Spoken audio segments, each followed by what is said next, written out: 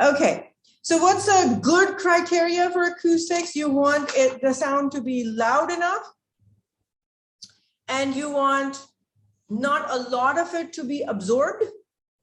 You also want clarity, which basically means is you don't want any dead spots in your room where sound doesn't reach. You want it to be, regardless of where you're sitting with respect to me, you want to hear me equally loudly. You also want proper reverberation and liveliness, and you have to find a balance between the two. So, you know, sometimes they work opposite to each other and you want them to be uniform. You also want echo-free space. You want the least amount of background, and you want a wide sweet spot. What's a sweet spot for sound? So if you have more than one speaker, so in this room, do you see 1, 2, 3, 4, 5, 6? Remember we talked about interference? You want all the sounds that are coming out of those to interfere constructively and not interfere destructively. So the placements of those loudspeakers are essential in any room. So if you were to move this over, the wavelengths won't match that are coming out of them.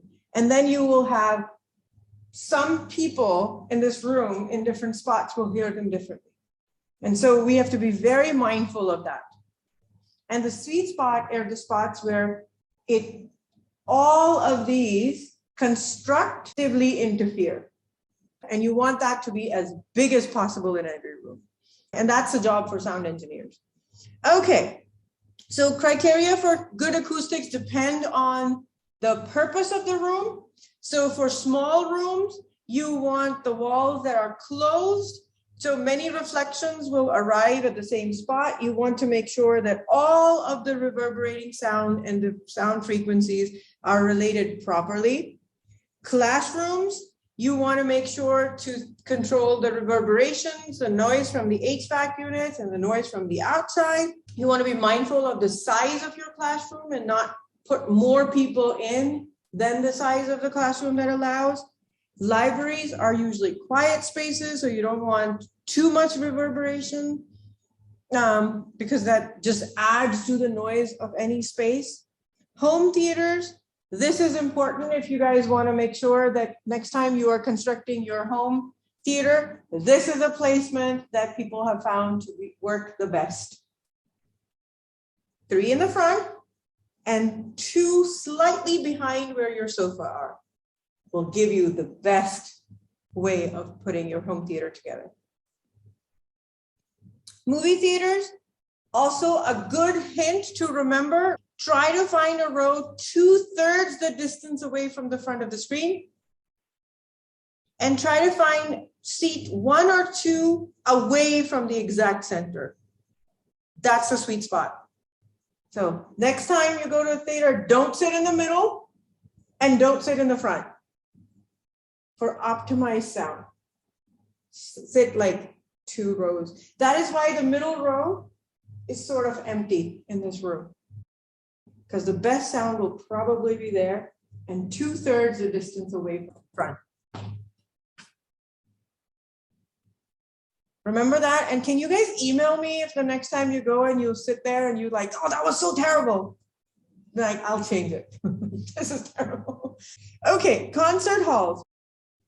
The best one that they found is called a shoebox design, and generally thought that you shouldn't have more than 2,000 seats just because of how the sound reverberates and the size of the room. Churches, again, older churches had those dome. Those, if they were not constructed properly, exactly, then they would sound terrible, and all the preachers would just start talking loudly because sound wouldn't be transmitted properly. And so very easy to confuse. And the last one is recording studios. Very, very carefully constructed because they have to be. You need your sound to be lively, but not too lively, because that would create reverberations. You don't want too many. You don't want it to be too loud. Like, all of these things have a factor to play. And that's why you get those curtains. In Stratansky, right? You guys have those in the ceiling that need to be moved with different performances. Have you ever wondered why?